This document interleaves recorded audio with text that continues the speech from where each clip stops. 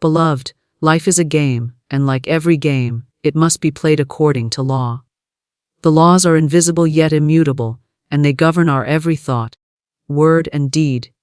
Many wander in confusion, believing themselves victims of circumstance when in truth, circumstance is only the reflection of the inner state. The world is your looking glass, it reflects what you hold within. If discord is seen, it is discord entertained. If harmony is to be revealed, harmony must be known in the heart first. The spoken word is the wand of power. With it, one can call forth beauty or ashes, joy or sorrow, abundance or lack. What you speak, you decree, what you decree, you create. The law of prosperity waits on fearless words. To affirm lack is to bind oneself to it. To affirm supply is to invite its swift and certain appearance. Say, there is no lack, there is only plenty. And behold the doors that open where once only walls seemed to stand. Faith is the key that unlocks every prison door. Faith sees what is not yet visible, yet claims it as already accomplished. To walk by sight is to be deceived, but to walk by faith is to stand in the certainty that the unseen governs the seen. A demand made in fearless faith shall never return void. What is yours by divine right cannot be withheld, nor can it be taken from you. It awaits your recognition, and once recognized, it comes swiftly and without struggle. Love is the fulfilling of the law. Fear shuts doors, but love opens them.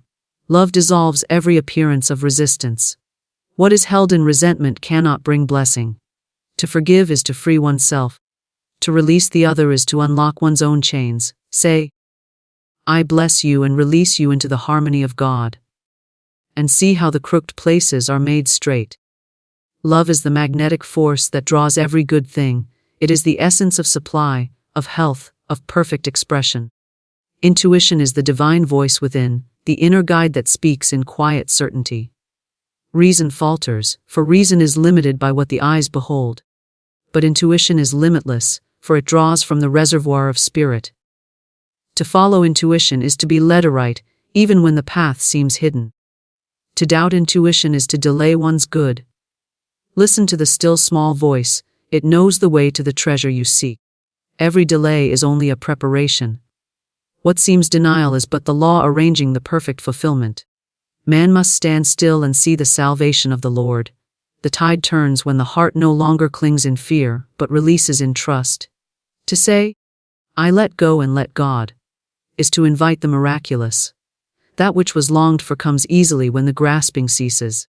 Life is a tapestry woven by thought, word, and faith. Each strand is a belief, each color a spoken decree. The picture revealed depends not on chance, but on the conscious use of law. To play the game of life rightly is to align with divine law, to speak with power, to walk in faith, to love without measure, and to listen within. Thus, every man may find his path strewn with the evidences of heaven on earth, for heaven is not afar, but here, revealed through right knowing.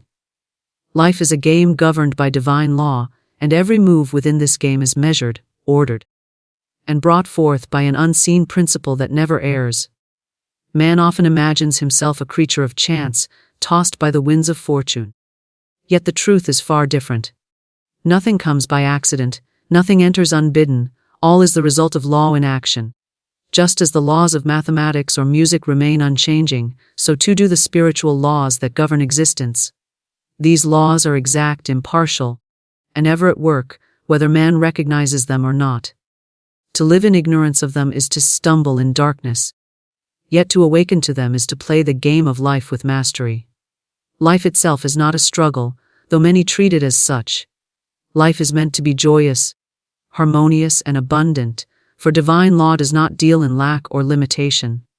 Lack and limitation arise only when man plays the game against the rules, when he entertains fear instead of faith, when he affirms defeat instead of victory.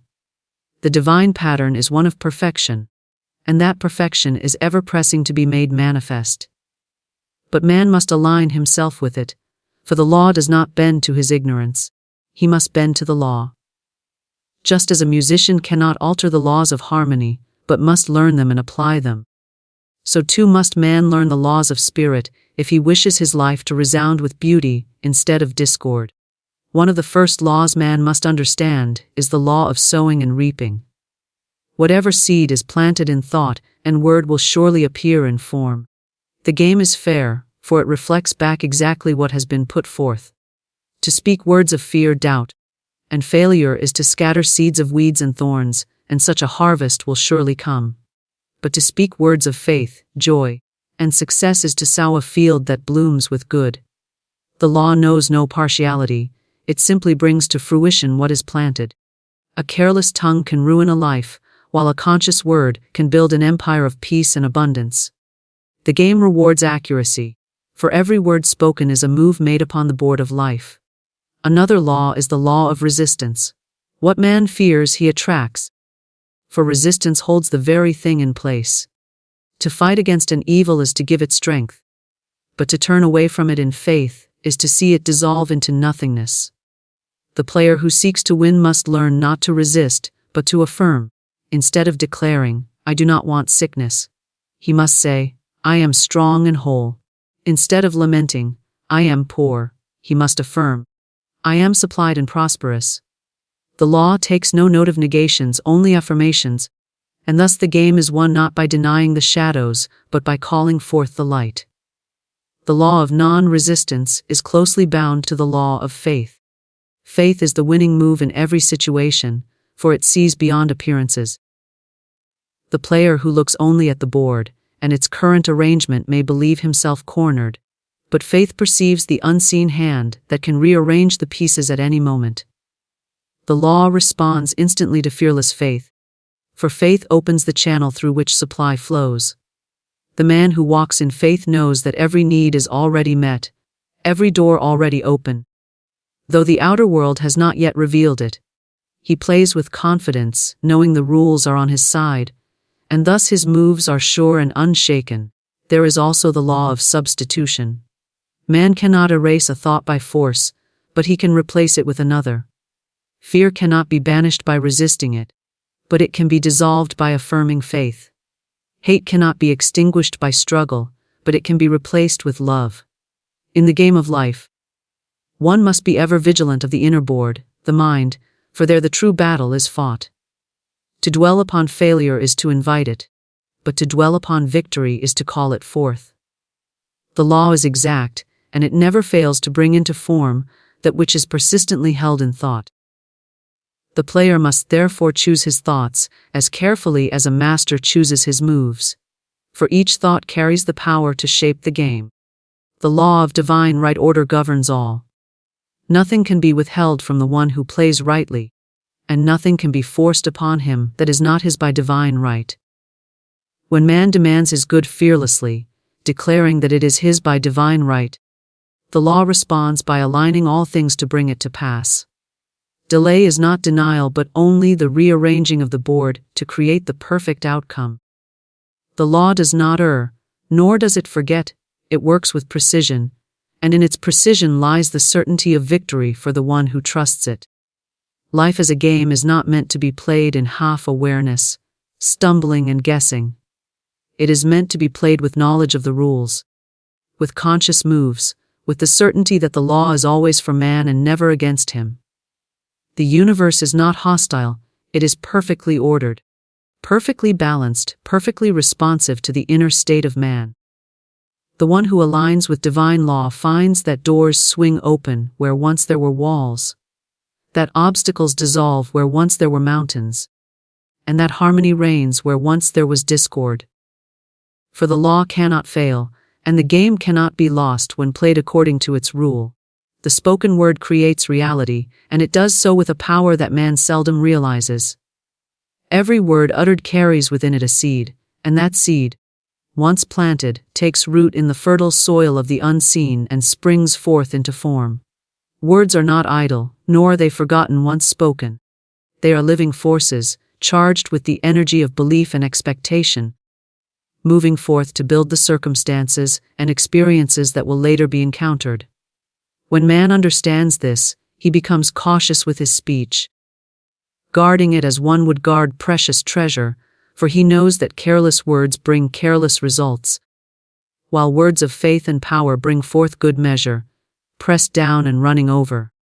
The world one sees about him is nothing but the harvest of yesterday's words. If discord is present, it is because words of discord were spoken. If harmony surrounds, it is because words of peace and blessing were declared. The spoken word is the bridge between thought and manifestation. A thought left unspoken is like a seed unplanted, but once clothed in speech, it is released into the law, and the law, being impartial, must bring it forth. Thus, man speaks his world into existence, often without realizing that the complaints, fears, and careless expressions he utters daily are weaving the very fabric of his tomorrows. To speak is to decree, and to decree is to create. The law accepts every word as a command, without judgment, without hesitation. To say, I am always unlucky, is to decree misfortune. To say, I never have enough, is to decree lack. To declare, things never work out for me, is to invite continual failure. These are not merely expressions of passing moods, they are orders given to the unseen forces that shape the visible world. The universe does not discern whether the command was wise or foolish, it simply fulfills it with exactness. Therefore, every word is an act of creation, and the speaker must learn to choose words that align with the good he seeks, rather than the fears he wishes to escape. The spoken word is also magnetic, for it carries vibration. Words of fear vibrate at a frequency that draws more fearsome conditions. Words of love and faith vibrate at a frequency that draws harmony and abundance. Every word once spoken goes forth to find its likeness, to gather to itself situations and people that match its tone. Thus, the tongue holds the power of life and death, for with it man calls forth either blessing or curse. It is not outer conditions that determine man's fate, but his inner state expressed through words. A mouth filled with complaint can never build a life of joy, while a mouth filled with praise can never be without blessings. The mastery of the spoken word begins with recognition. One must first become conscious of how he speaks, for many speak in ignorance, sowing weeds while desiring flowers. They say, I am sick, yet wish for health. They declare, I am poor, yet hope for abundance. They murmur, nothing ever changes, yet long for transformation. The law takes them at their word, and their very speech holds them bound to the chains they despise. But the moment one awakens and begins to speak words of truth, affirming the good already prepared for him, the tide begins to turn. He learns to say, I am strong, even if weakness is felt. He declares, I am supplied, even if lack is seen. He affirms, everything works together for my good, even when appearances seem otherwise. Such words are seeds of power, and they must by law bring forth after their kind. The word is a sword, and it cuts both ways. Spoken negatively, it binds and limits; spoken positively, it frees and expands. One careless declaration may delay the arrival of good, for the law is swift to act. A moment of idle speech can plant seeds that take years to uproot. Therefore, discipline of the tongue is essential for victory in life. Silence is better than destructive speech, for silence sows nothing, while destructive words sow thorns. Yet words of blessing and affirmation are greater still, for they not only refrain from harm, but actively create good.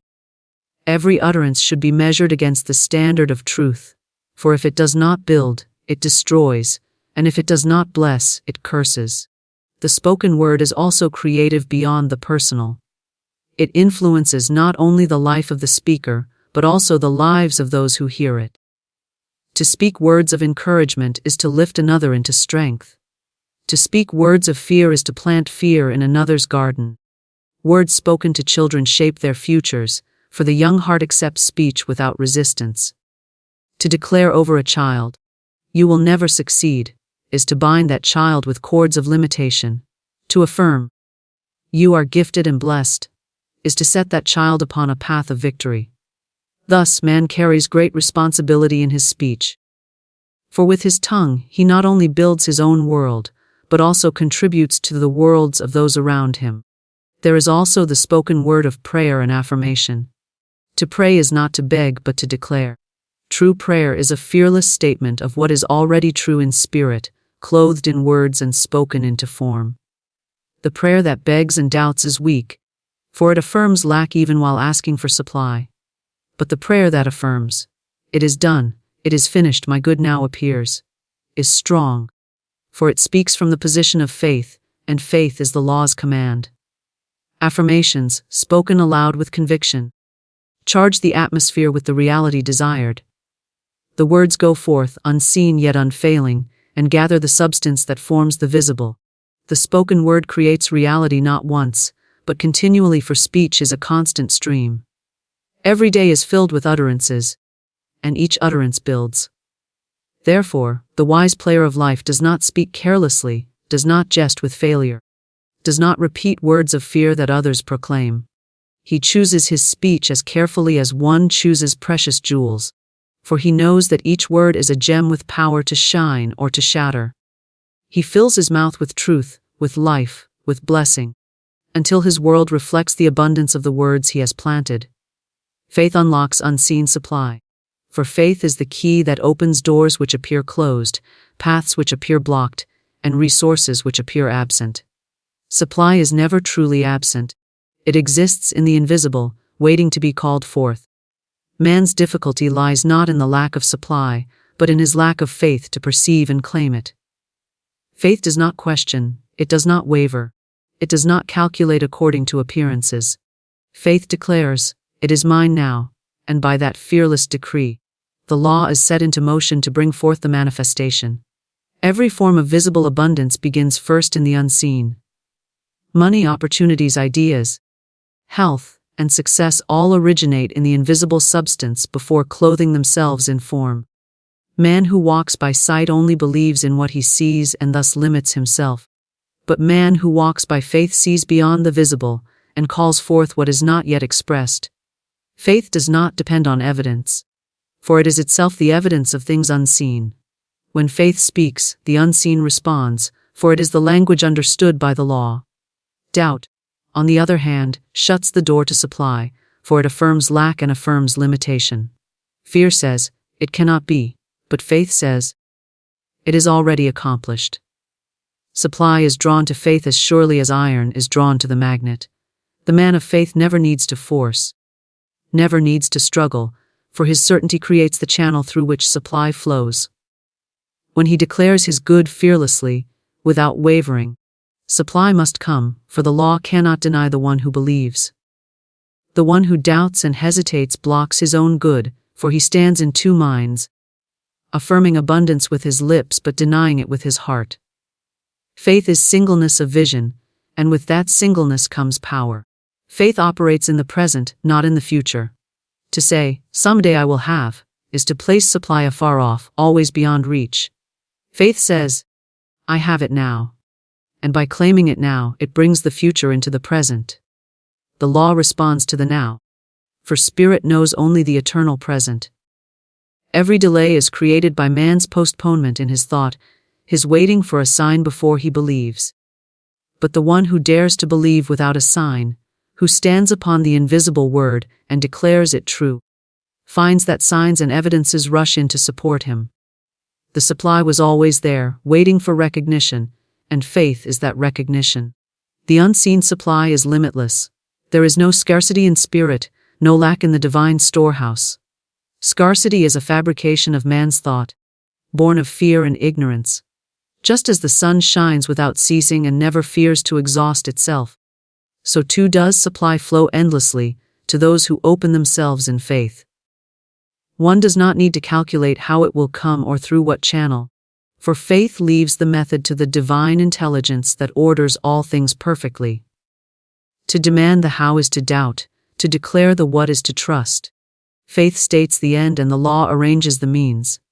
Faith is not passive, it is active, vibrant, and commanding.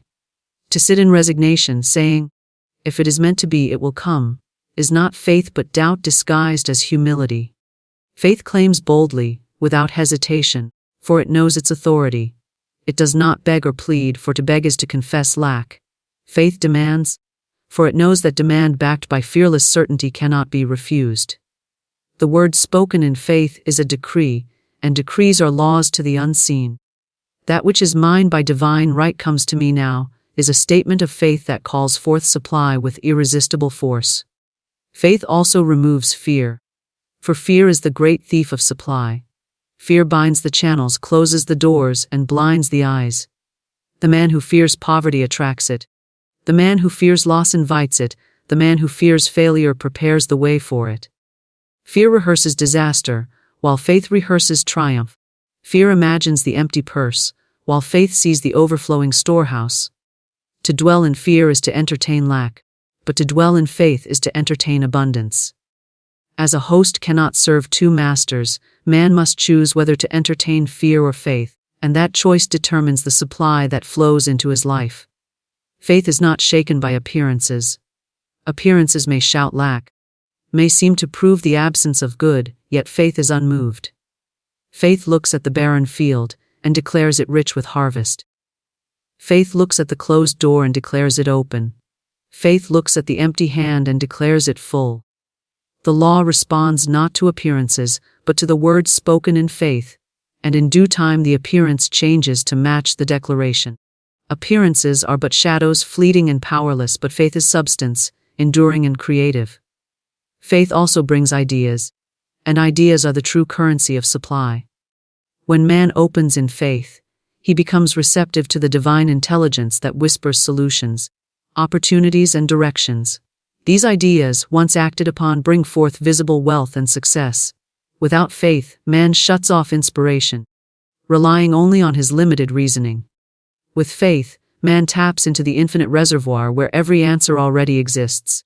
One idea received in faith can unlock doors that years of labor could not open. Faith not only calls forth material supply, but also the invisible supply of wisdom, courage, and vision. The man of faith lives as though his good were already his. He speaks as though it were already accomplished. He acts as though it were already present.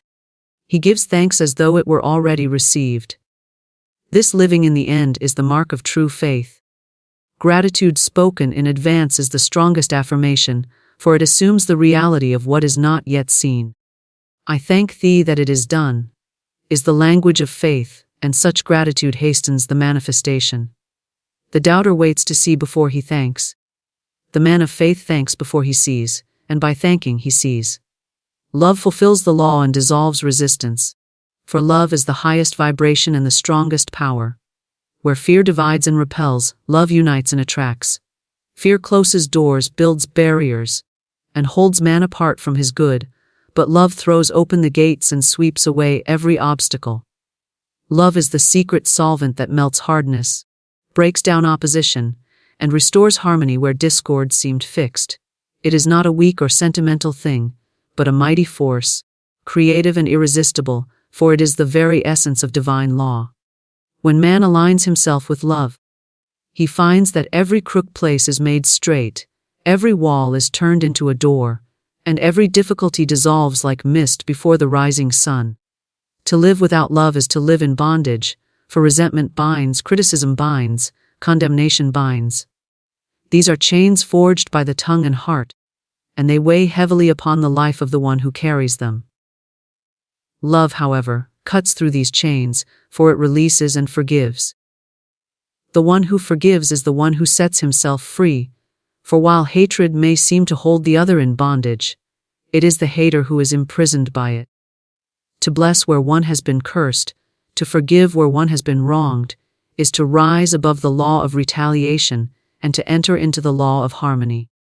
Love is the fulfilling of that law, for when love is spoken, thought, and acted upon, no debt remains to be paid, no discord remains to be balanced. Love is also the great attractor. What man loves, he draws to himself. Love of beauty draws beauty. Love of abundance draws supply. Love of joy draws joy. But man must beware, for misplaced love also draws its likeness. Love of fear draws fearful things. Love of trouble draws troubled conditions.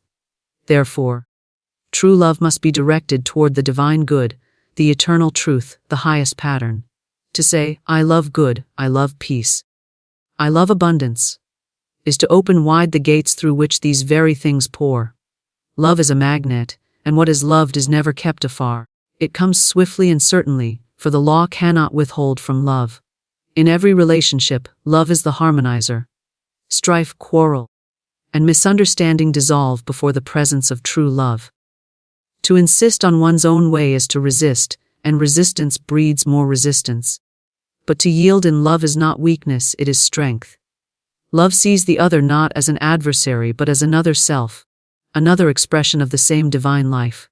To speak in love, even when provoked, is to disarm opposition. To act in love, even when wronged, is to restore balance. Love is the oil that removes the friction of human contact, the balm that heals wounds, the force that binds together what would otherwise be broken apart. Love is fearless. Fear doubts, fears withholds, fears clings, fears loses.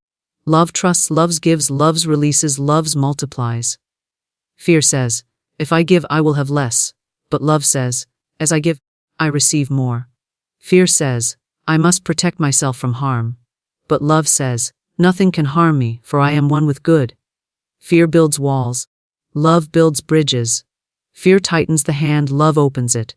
The one who walks in love cannot be harmed, for love is invincible. It clothes the one who possesses it with protection, for nothing can withstand its vibration.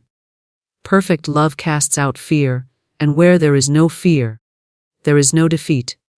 Love speaks blessings. To speak ill of another is to sow seeds of discord that must return to the sower. To speak blessing is to sow harmony that returns multiplied. The tongue that speaks only in love cannot be ensnared by its own words, for words of love build and uplift. Even an enemy can be transformed when love is spoken. To say, I bless you, I release you, I see you in the harmony of good, is to remove every tie of resentment and to establish freedom. Love does not mean indulgence or agreement with error, but it sees beyond error to the truth, and by holding to the truth, it dissolves the error. Love is also the great liberator in the material world. Many hold tightly to possessions, fearing loss, and by that fear they bind themselves to lack. But the one who loves release, who gives freely, who sees money and possessions as channels of good rather than objects to cling to, finds that his supply is ever renewed. Love opens the channels through which abundance flows. To love prosperity is to attract it, to love giving is to invite receiving. The miser shuts his own door, but the generous heart holds its gates wide, and the flood of supply rushes in. Love of giving is the surest sign of prosperity, for only the one who knows abundance within can pour it forth without fear. Love fulfills the law in health as well as wealth. Fear of disease invites disease, resentment poisons the body, anger disturbs the nerves. But love soothes, heals, and restores. Love of life calls forth vitality, love of health calls forth strength. Love of harmony creates balance in every cell. To bless one's own body with words of love is to invite it to function perfectly. To resent one's body, to curse its weaknesses, is to plant seeds of discord in the very temple of life. Love your body, bless it, thank it, and it will respond with strength. Love yourself as an expression of divine perfection, and that perfection will manifest more and more in form. Love is also intuition's guide. The voice within speaks most clearly when the heart is filled with love, for love dissolves fear and quiets confusion. Fear clouds the inner ear, distorts guidance, and creates doubt. Love makes the path plain, for it aligns the heart with the higher wisdom that always leads aright. To follow intuition is to follow love's whisper, and love never misleads. When in doubt, ask, what would love say? What would love do? And the answer will always align with truth, for love cannot err. Love is harmony with divine order. Every law of spirit is fulfilled in love, for love contains them all. To walk in love is to walk in alignment with the highest law, the law that governs the universe itself. Resistance ceases, struggle ends, and the flow of good becomes natural and effortless. Where love reigns, there is no separation between man and his good, for love unites all things into one. Intuition is the guiding voice of spirit, the inner compass that speaks with quiet certainty, directing man upon the path of safety, supply, and perfect expression. It does not argue. It does not explain, it does not plead, it simply declares in stillness what must be done. Often it is dismissed as a passing thought or imagination, yet those who learn to recognize it know it as the infallible voice of divine wisdom. Reason calculates, weighs evidence. and is limited by what the outer senses reveal, but intuition sees beyond the scene, into the realm where all things are already accomplished. It is the direct whisper of spirit into the heart of man, and when obeyed without hesitation, it never leads astray. Many wander in confusion because they lean solely upon their reasoning mind. They strive to work out their problems by human calculation, considering every possibility, fearing every outcome, yet they end in greater perplexity. The reasoning mind can only rearrange facts already known, but intuition brings fresh truth from the infinite. It provides answers that the intellect cannot devise, solutions that appear impossible by outer logic, but prove perfect when followed.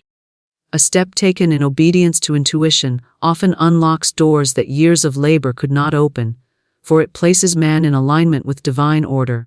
Intuition is immediate and complete. Where reason proceeds step by step, intuition sees the whole at once. It is like a flash of light in darkness, illuminating the path without the need of lantern or map.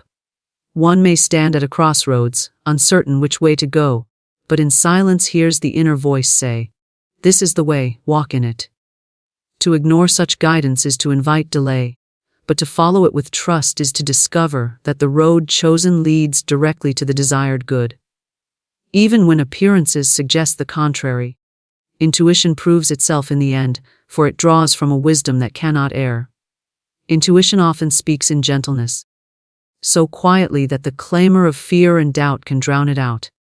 The fearful heart cannot hear clearly, for its inner ear is filled with the noise of worry.